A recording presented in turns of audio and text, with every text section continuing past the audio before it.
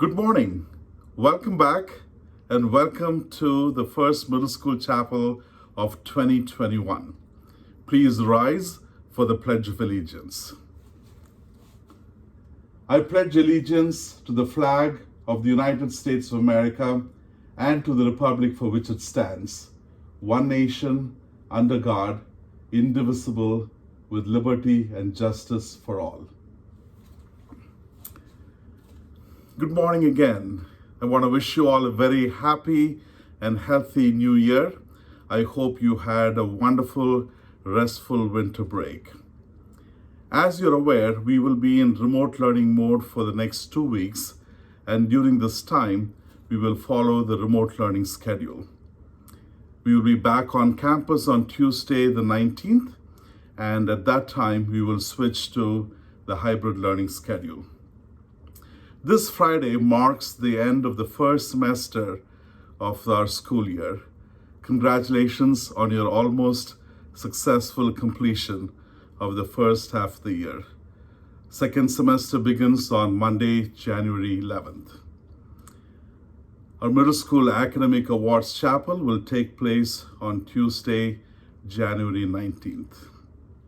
This morning, I'm delighted to introduce to you our chapel speakers, the Middle School Arts Department faculty, Ms. Knauer and Mr. Ormsby.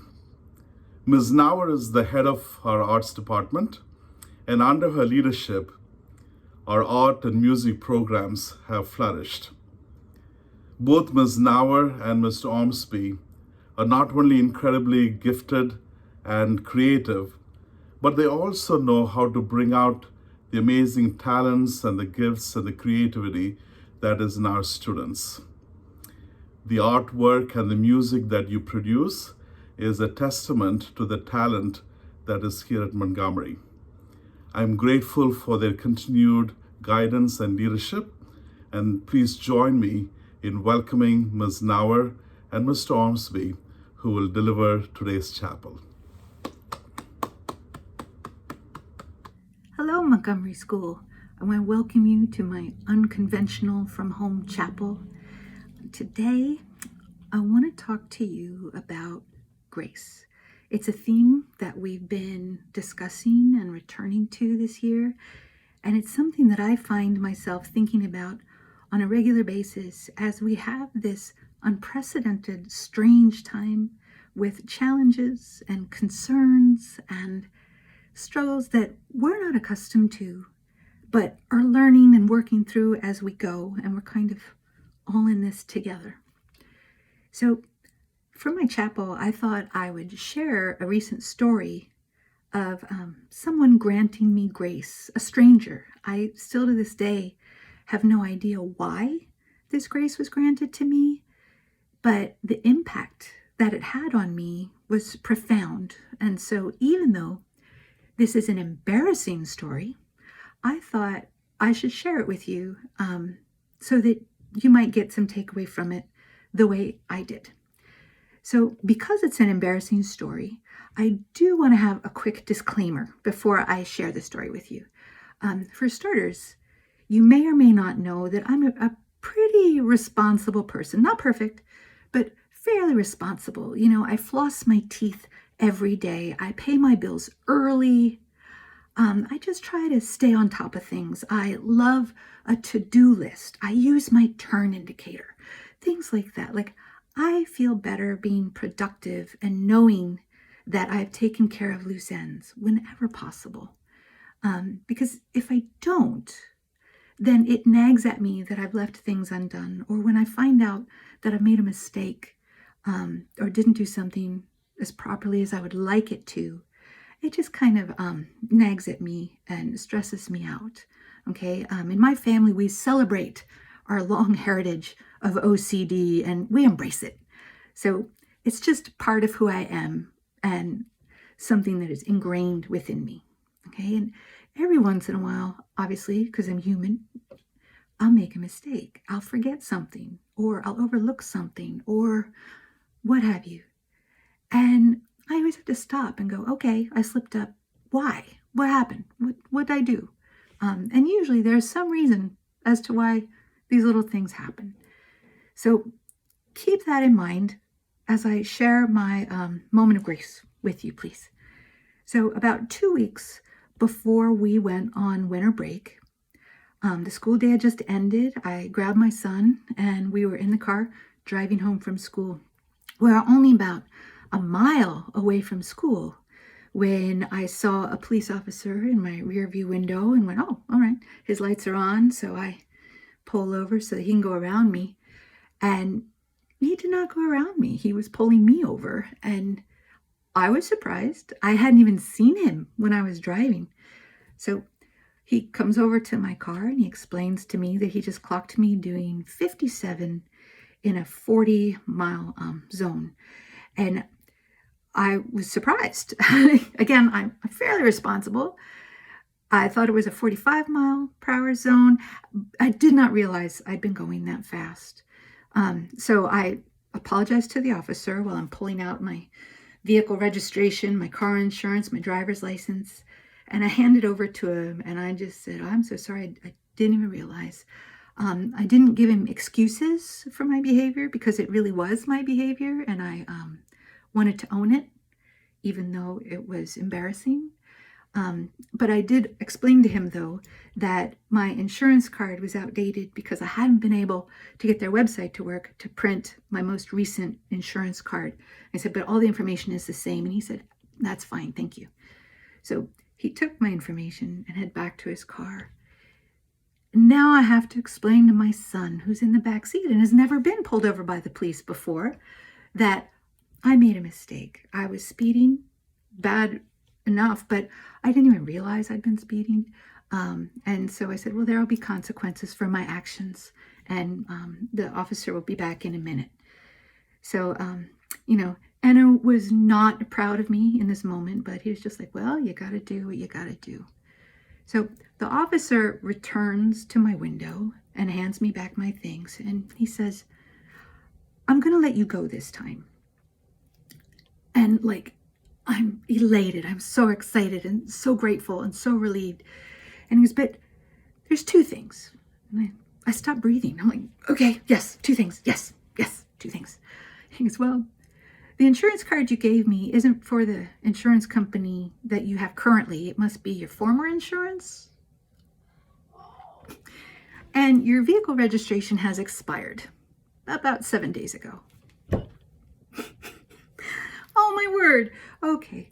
So when you get pulled over, it's one thing bad enough that you've been pulled over for something the police saw you doing.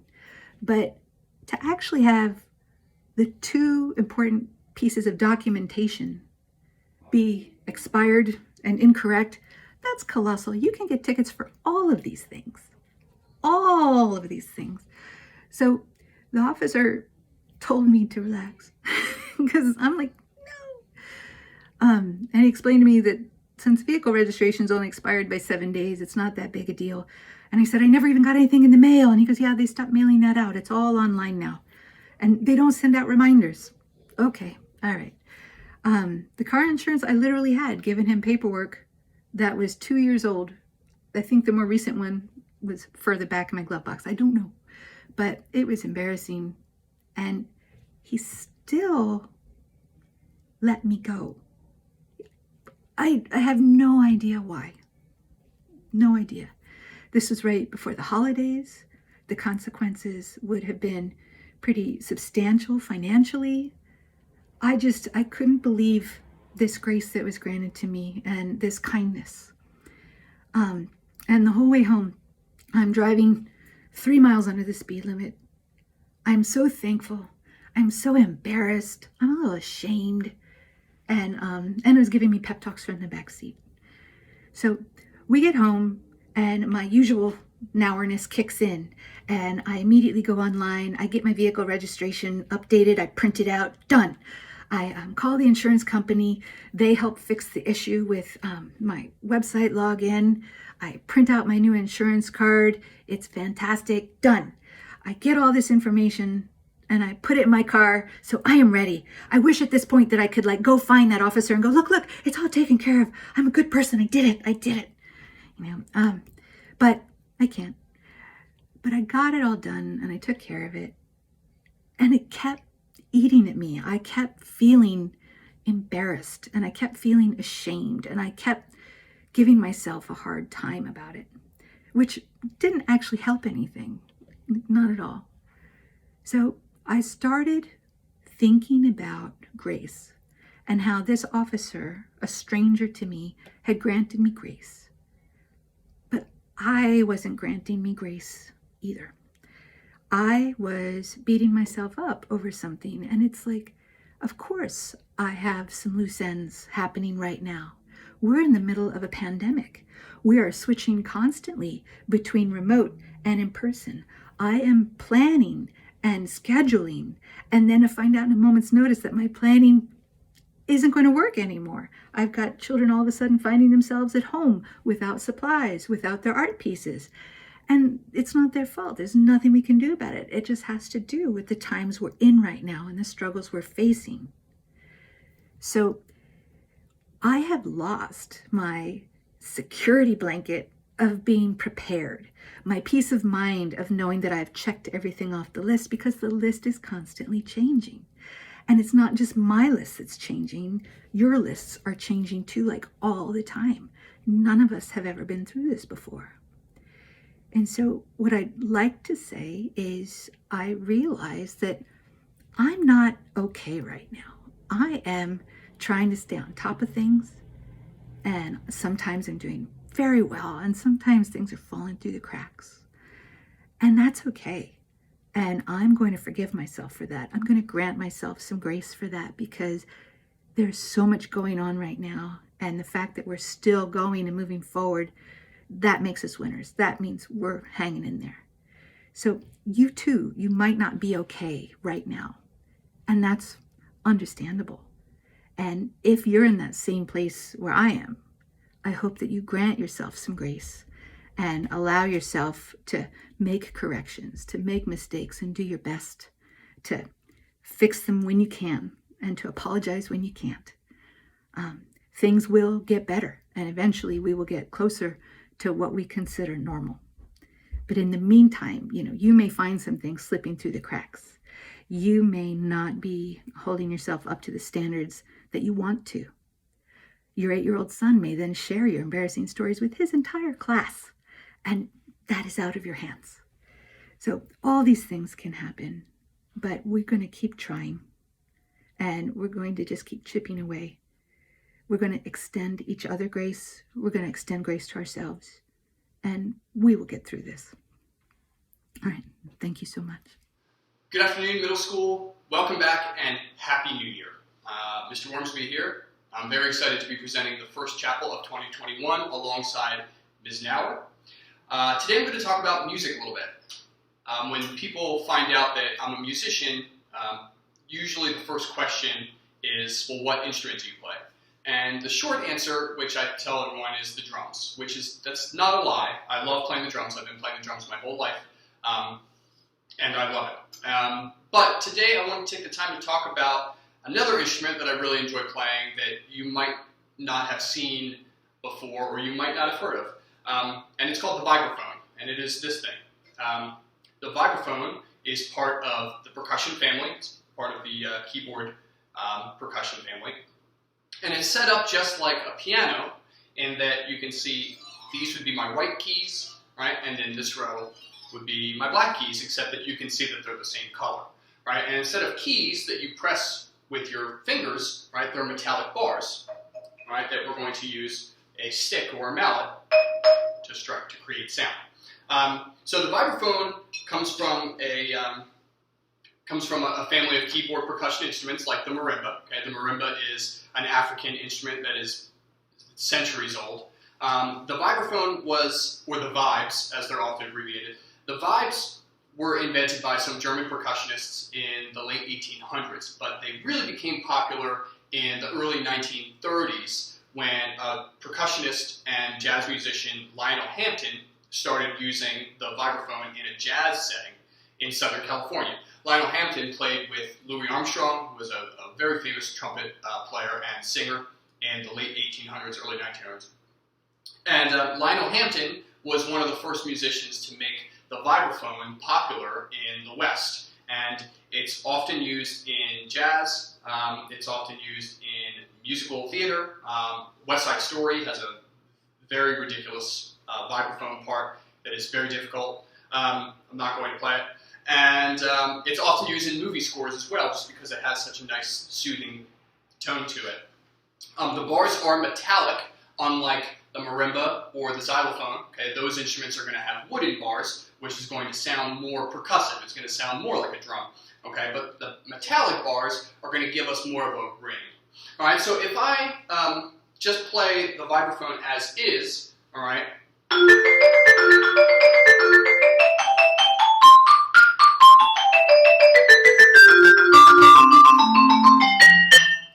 It's a pretty short sound, right? It doesn't really ring too much. It has a pretty short, plucky kind of sound, but you can hear it.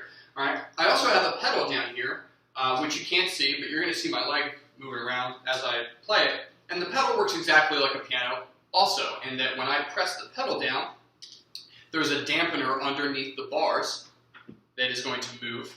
All right. So that now, when I hold down the pedal,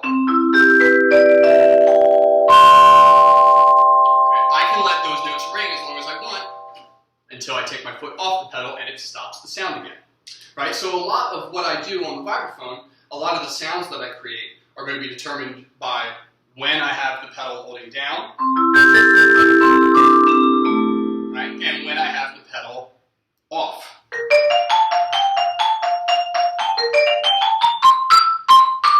Right? So I'm using mallets that are coated in yarn at the top. Right, if you notice, I have a couple of different colors here. These are going to be different thicknesses or different density yarn at the top. All right, so the red mallet is going to be the softest. Okay, the blue mallet's going to be right in the middle. Okay, if you listen to the green mallet has a really sharp, okay, really intense attack to it.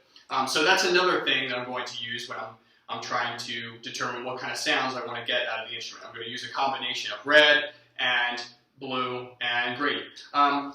So I'm going to play a little something for you. I hope you enjoy it.